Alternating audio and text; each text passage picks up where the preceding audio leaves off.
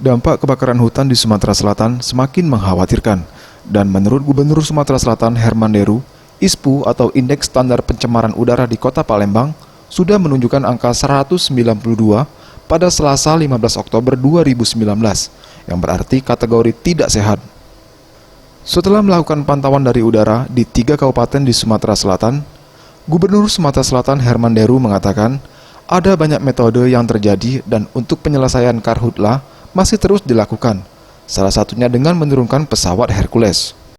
Saya baru turun dari pesawat patroli. Ibu aja saya ajak. Jadi macam-macam persoalan itu. Ada yang sepertinya pembiaran, ada yang perluasan yang tidak terkendali. Ini tadi 3 kabupaten saya kelilingi. Waterbombing kita sudah 7 yang tidak berhenti. Teknologi modifikasi cuaca terus jalan, 800 kg garam kita tebar. Tadi ada hujan di Tanah Abang Pali, sedikit.